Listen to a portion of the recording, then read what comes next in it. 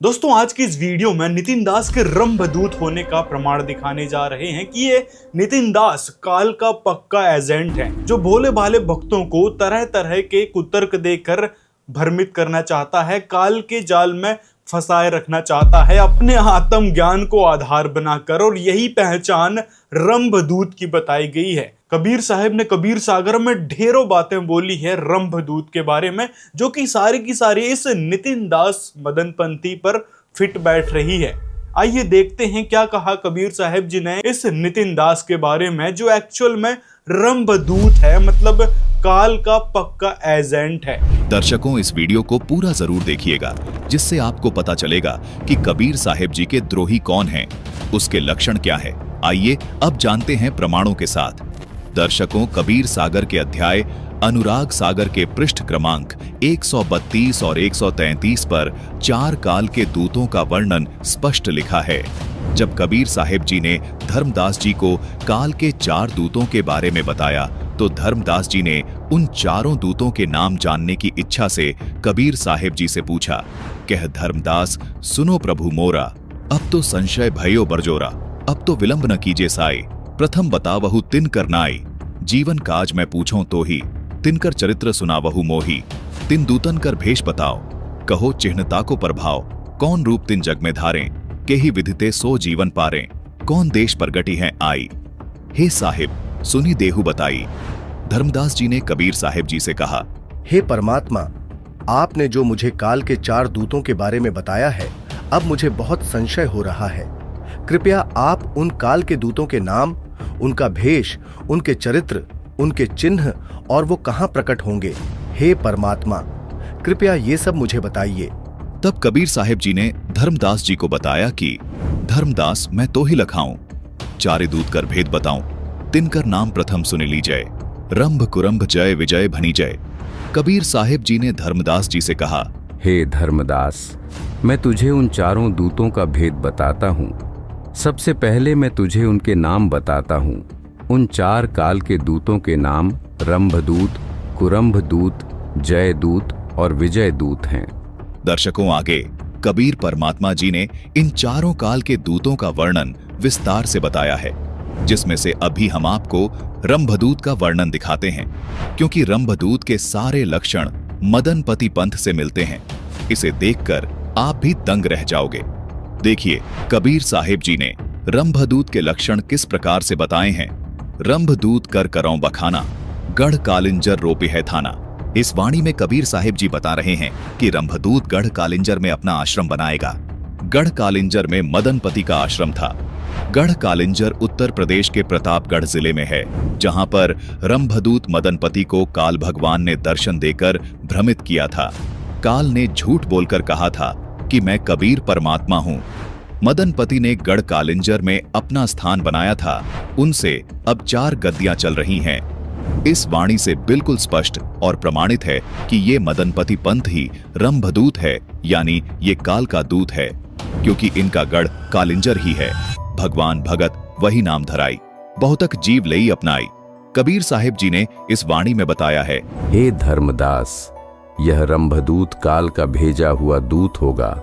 उसकी यह पहचान होगी कि ये अपने नाम के साथ भगवान यानी साहिब, भक्त यानी दास दोनों लगाएगा और बहुत जीवों को अपना शिष्य बनाकर काल के फंदे में फंसाएगा।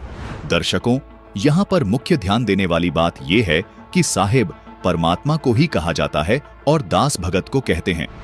प्रमाण के लिए मदनपति पंथ के ग्रंथ के अंदर का यह फोटो, इसमें वैराग दास साहिब लिखा है, यानी इसमें दास और साहिब अर्थात भगत और भगवान दोनों नाम साथ साथ लिखा गया है।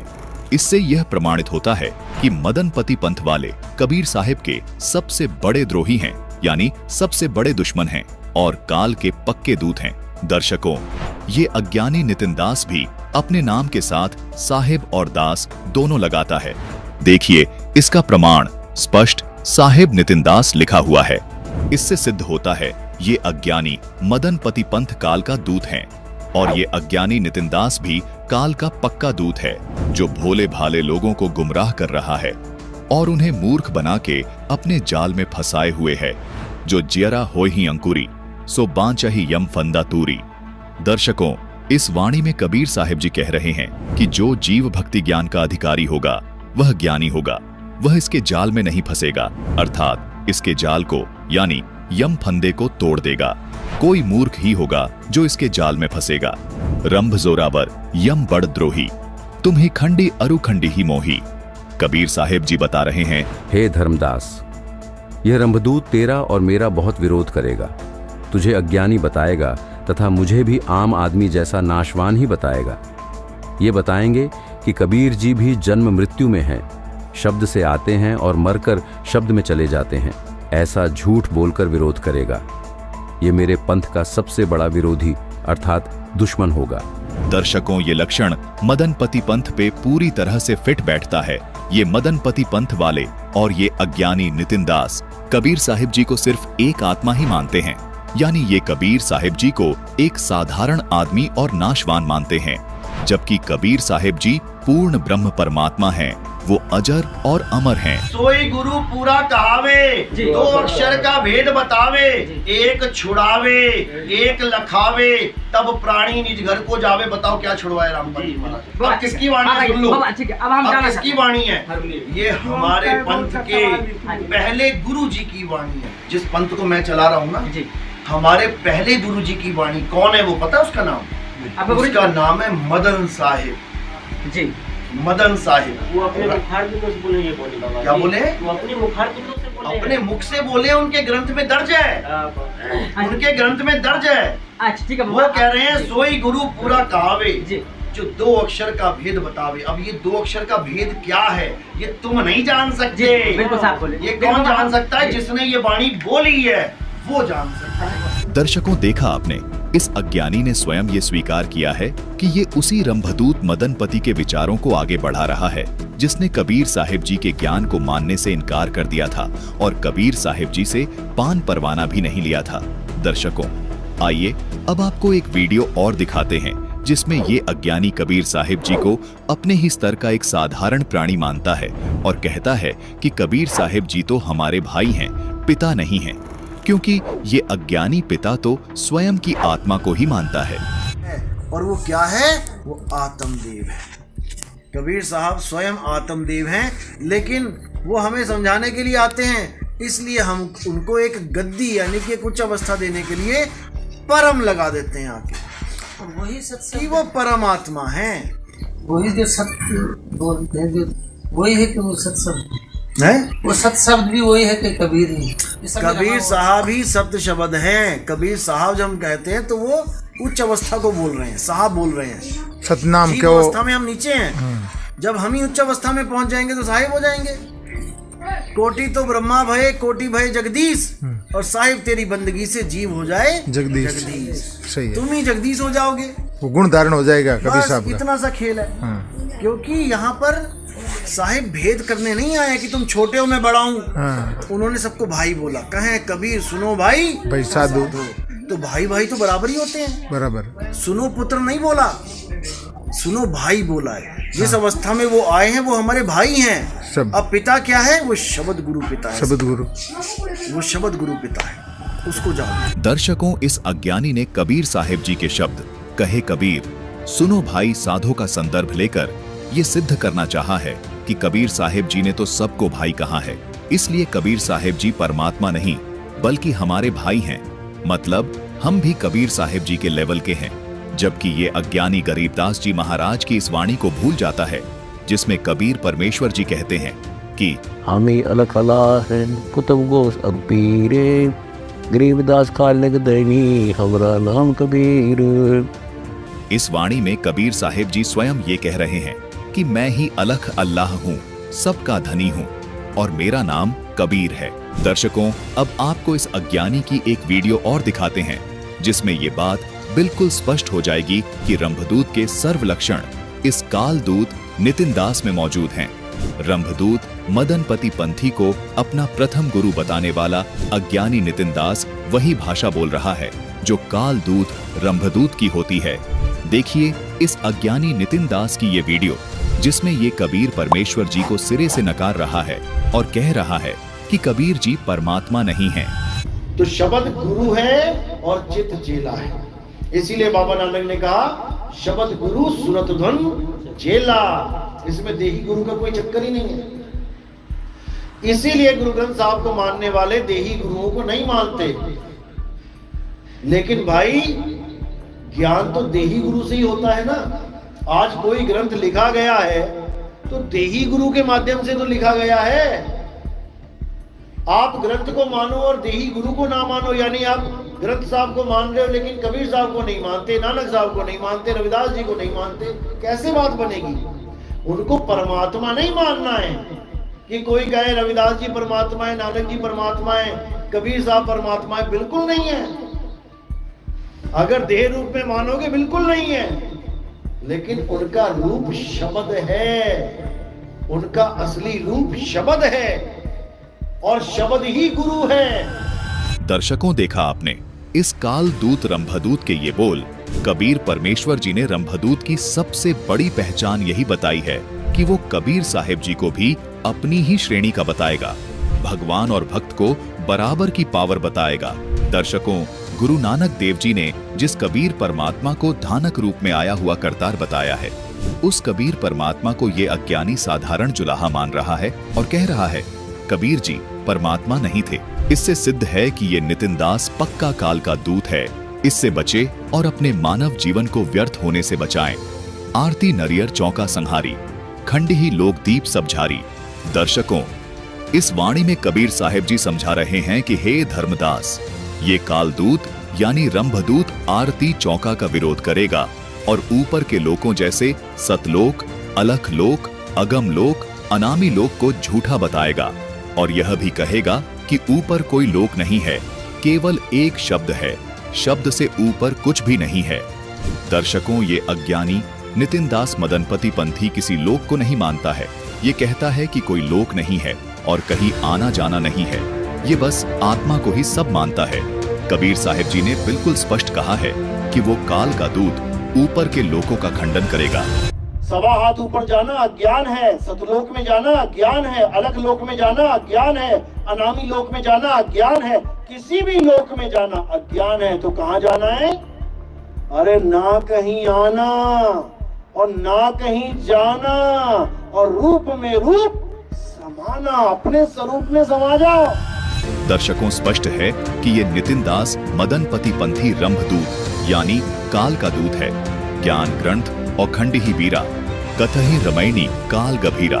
कबीर साहिब जी कह रहे हैं कि हे धर्मदास, यह कालदूत मेरे ज्ञान को गलत बताएगा।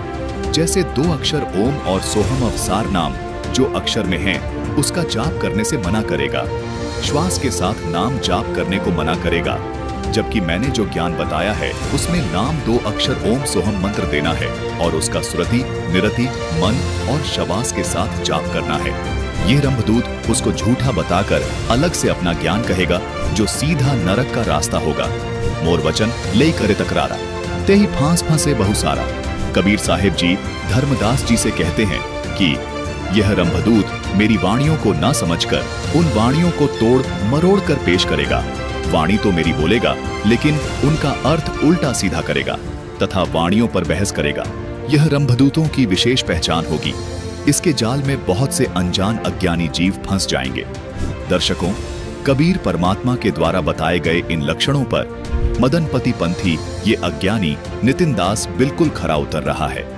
ये अज्ञानी नितिन दास परमात्मा कबीर साहिब जी की वाणियों को तोड़ मरोड़ कर अपना अज्ञान सिद्ध करता रहता है और लोगों को मूर्ख बनाता है। इस अज्ञानी को कख भी ज्ञान नहीं है। परमात्मा ने इसलिए इन्हें काल का दूत बोल रखा है। चारों धार कट्ठे असरारा, हमार नाम लेकरे पसारा। इस वाणी का भावार्थ है कि यह रंभदूत मेरे द्वारा बताई गई चारों भक्ति की विधि को गलत बताएगा। जैसे एक यज्ञ है धर्म की, दूजी यज्ञ है ध्यान, तीसरी यज्ञ है हवन की, चौथी यज्ञ प्रणाम। यह नितिन दास काल का दूत अपने मिथ्या भाषणों में चिल्ला चिल्ला कर कहता है कि दान नहीं देना, ज्योति नहीं जलानी, दंडवत प्रणाम नहीं करना है, आरती इत्यादि नहीं करनी है। दर्शकों, चारों यज्ञ को ना करने से प्राणी कर्महीन बना रहेगा, उसका मोक्ष कभी नहीं हो सकेगा। कर्महीन मानव किसी भी जन्म में परमात्मा को नहीं पहचान पाते हैं। काल यही चाहता है इसलिए काल ने अपने दूत मदनपति को भेजकर काल का पंथ चला रखा है। कबीर साहिब जी ने कहा है कि ये काल का दूत नाम तो मेरा लेगा, लेकिन सारा का सारा ज्ञान मेरे ज्ञान के विरुद्ध बताएगा। इस नितिन दास जैसे अज्ञानी से अपने मानव जीवन को बचाएं। आप ही आप कबीर कहाए, 5 तत्व बसी मोही ठहराई। इस वाणी का भावार्थ है कि यह रंभदूत अपने आप को यानी आत्मा को ही कबीर बताएगा, मुझे यानी कबीर साहिब जी को भी जन्म मृत्यु में आने वाला और 5 तत्व में बताएगा। दर्शकों, कबीर परमात्मा जी ने आज से 600 साल पहले ही इन नितिन दास जैसे अज्ञानी मूर्खों का पूरा काला चिट्ठा खोल दिया था। ये अज्ञानी आत्मा को ही परमात्मा बताता है और कबीर साहिब जी को तो एक जीव ही मानता है। परमात्मा को तो ये अज्ञानी नितिन दास मानता ही नहीं है और कबीर साहिब जी को भी ये अज्ञानी नाशवान बताता है। थापहीन जीव पुरुष संभाई, खंडहीन पुरुष जीव वरलाई। इस वाणी में कबीर साहिब जी बता रहे हैं कि काल रंभदूत जीव को पुरुष यानी परमात्मा के बराबर बताएगा और जीव को परमात्मा बताकर परमात्मा का नामो निशान मिटाना चाहेगा। यह भी बताएगा कि आत्मा व परमात्मा की ताकत एक जैसी ही है। यही असफल प्रयत्न ये अज्ञानी नितिन दास करने में लगा हुआ है। हंस कबीर इष्ट ठहराई, करता कहम कबीर गुहराई, करता काल जीवन दुखदाई, तेहि सरीख मोह यह यमराई, कर्मी जीव ही पुरुष ठहराई, पुरुष कोई ही आपू प्रगटाई, जो यह जीव आपू ही होई, नाना दुख कस भुगुते सोई, 5 तत्व बसी जीव दुख जावे, जीव पुरुष कहम सम ठहरावे। इन वाणियों का भावार्थ है कि यह अज्ञानी रंभदूत अथवा उनके चेले कबीर परमात्मा को गुप्त करने की कोशिश करेंगे, अपने को यानी जीव को कर्ता बताएंगे। कबीर साहिब जी कहते हैं कि यदि जीव ही कर्ता यानी सृष्टि का रचने वाला भगवान है तो यह जीव नाना प्रकार के दुख 84 लाख योनियों में पड़कर क्यों भोग रहा है और 5 तत्वों के बस में क्यों पड़ा है। अजर अमर पुरुष की काया, कला अनेक रूप नहीं छाया, अस यमदूत खंड देईताही, थापे जीव पुरुष यह आही। इन वाणियों का भावार्थ है कि कबीर साहिब जी कह रहे हैं कि पुरुष यानी परमात्मा का शरीर यानी उसकी काया अजर और अमर है और काल के दूत का शरीर तो नाशवान है। यह जीव को पुरुष बताकर गुमराह कर कर अपने फंदे में फंसाएगा। तिस सागर झाई निज देखी, धोखा गर्दय ने अक्षर लेखी, बिनु दर्पण दर से निज रूपा, धर्मणि यह गुरुगम्य अनूपा। इन वाणियों का भावार्थ है कि इस संसार में जो यह कहते फिरते हैं कि अपना निज स्वरूप देख लो, अपना निज स्वरूप देख लो, वह पक्के तौर पर धोखे में पड़ जाएगा। परमात्मा का निजी रूप तो आपको अपनी खुली आंखों से दिखाई देगा और यह पूर्ण गुरु जी की कृपा व उनकी बताई सत्य विधि से ही संभव होगा। दर्शकों, कबीर सागर की इन वाणियों में कबीर साहिब जी ने बिल्कुल स्पष्ट कर दिया है कि ये मदनपति पंथ काल का पक्का दूत यानी रंभदूत है। कबीर साहिब जी से इनके एक एक लक्षण गिना रखे हैं, जैसे रंभदूत यानी मदनपति पंथ का पढ़ कालिंजर होगा, रंभदूत यानी मदनपति पंथ वाले अपने नाम में दास और साहिब दोनों लिखेंगे। ये अज्ञानी मेरे ज्ञान को गलत बताएंगे और अपने अज्ञान को सही सिद्ध किया करेंगे, यानी मेरी वाणियों का उल्टा सीधा अर्थ करके भक्त समाज को मूर्ख बनाएंगे। मुझे यानी कबीर साहिब जी को भी 5 तत्व में यानी नाशवान बताएंगे।